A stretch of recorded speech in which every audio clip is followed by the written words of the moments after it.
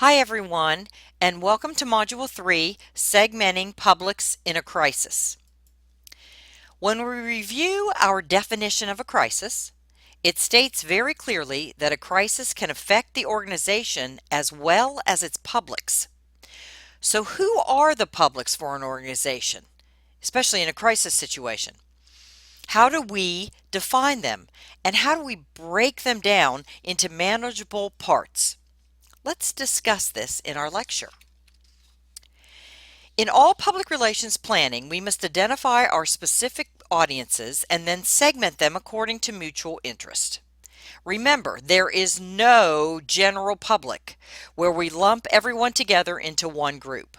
We must break down these large segments into smaller, more manageable parts, and this is known as audience segmentation, which is based on the idea that different groups of people have different characteristics that influence what is important to them, what they want to pay attention to, and what messages they will act upon. In communicating with our various audiences, we as public relations practitioners must determine which communication channels are likely to be the most effective in reaching our audience. This is known as targeting, in which we identify the various audience segments and then choose which channels of communication are the best to reach that audience group. Targeting uses the premise that certain groups respond better to certain types of communication. Think about it. As an example, most of you are more likely to respond to a Facebook post than you are to an article in the Florida Times-Union. When we look at communicating during and after a crisis, we must identify and target our key publics. Although all publics need to be notified in a crisis, we do have some specific publics that should be notified first, if at all possible. Your textbook segments these publics into 4 different categories. The first, enabling publics, people with the power and authority to make decisions. These people are your basically decision makers. They're the CEO, the vice presidents, chairman of the board, anyone with complete authority in your organization. The second is functional publics. These are the people who actually make the organization work. These include what I call the worker bees. The day-to-day employees, the vendors or suppliers of goods, the volunteers at a nonprofit, or even the consumers of your company's goods and services. Without these people, your organization could not function or run. The third is the normative publics.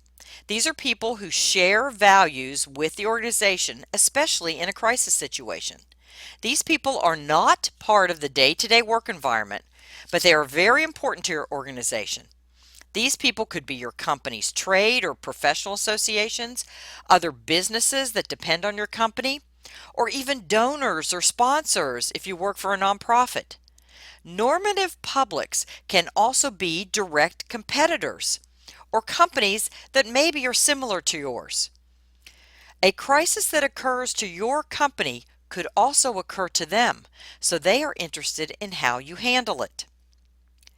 And fourth, diffused publics, people who are indirectly linked to the organization. This is the hardest group to categorize, but the media are always a diffused public. The media become involved indirectly with your organization in the event of a crisis because there is a story for them to share with their audiences. Other diffuse publics could be the community leaders in your city, if your organization isn't a government-related crisis, the surrounding neighborhoods close to your company's location, or even other businesses in the community who don't work with your organization directly, but are interested in the crisis and want to see how your company is going to handle it. In looking at our categories, one must see that the enabling and functional publics are considered internal audiences to the organization, in that they are directly associated with it. And the normative and diffused serve as external audience to the organization because they are outside of the company and are not as closely connected to it. In most crisis situations, your internal audience needs more immediate communication than an external audience. So most, if not all, beginning communication needs, they should be directed toward an internal audience. However, if the media finds out about the crisis even before you do, then your first communication may need to be to the media and then your internal audiences. An example of this situation came when U.S. Airways Flight 1549 had to emergency land in the Hudson River in New York. Twitter and Facebook posts, and even some broadcast video were being uploaded showing the plane even before U.S. Air or the National Transportation Safety Board, the NTSB, were informed. Some key officials for these organizations found out about the crisis through their very own Twitter feeds.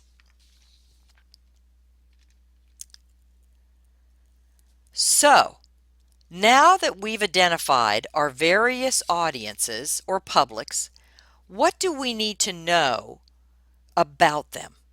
What kind of relationship do we need to have with them, and what kind of communication are they wanting during a crisis situation? Let's see.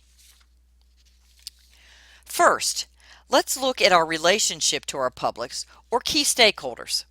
Stakeholders are people who are linked to the organization, have an interest in the organization, or are affected by the decisions of the organization.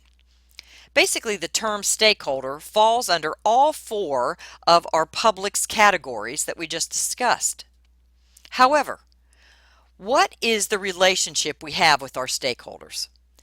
It can either be a positive one or just the opposite, a negative one.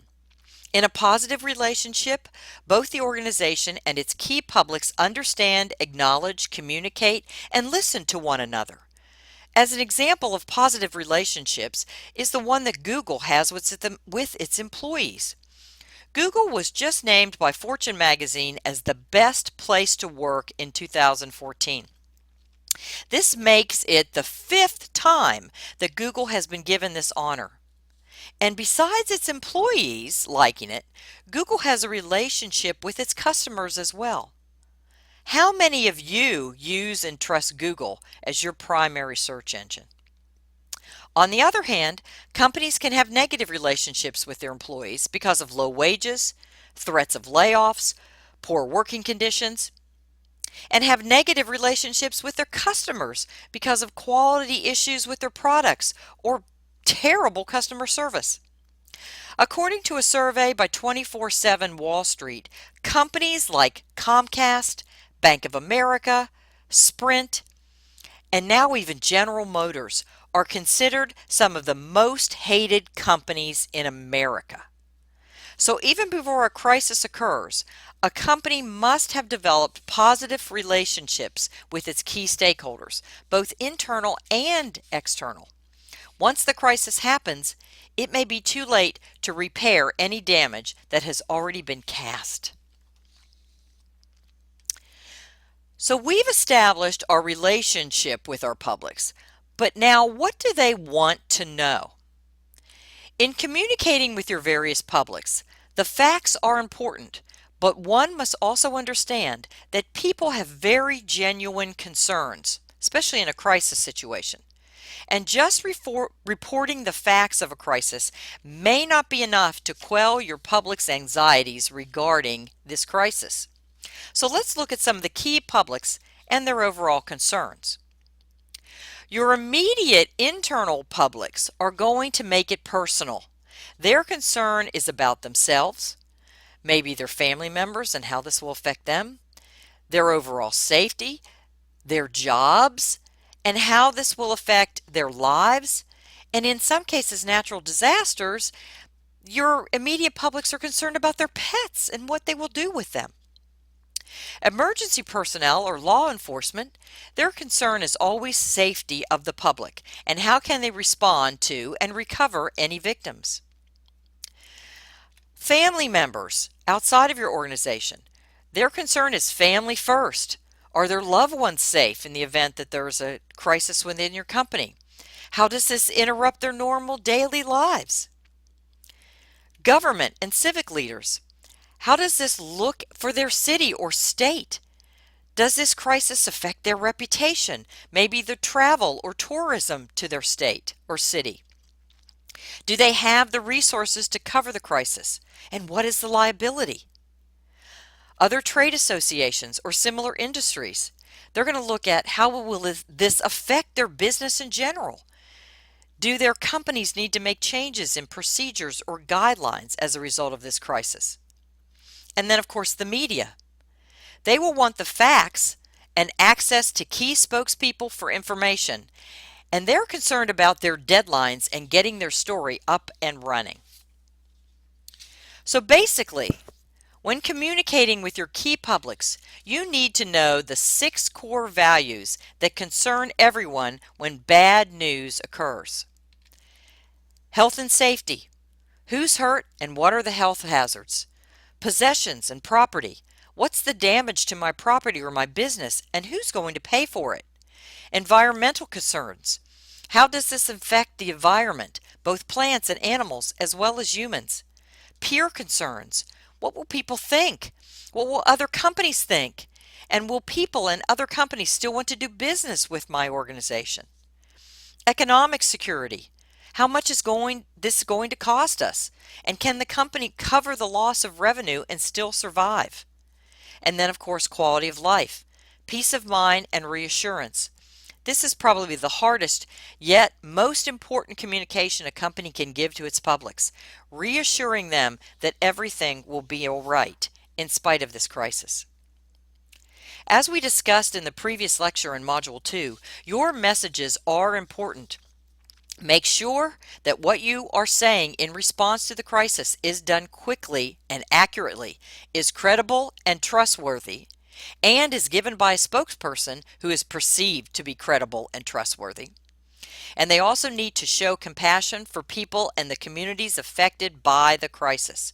Remember, the first responses in a crisis situation lay the groundwork for how the crisis will be viewed by the media and by key stakeholders. In closing, communication with your key publics begins even before a crisis ever occurs. Your company's corporate culture must be one that understands, knows, and has a positive relationship with its key publics or stakeholders. Otherwise, in a crisis, your company's overall reputation could be jeopardized and perhaps never recover.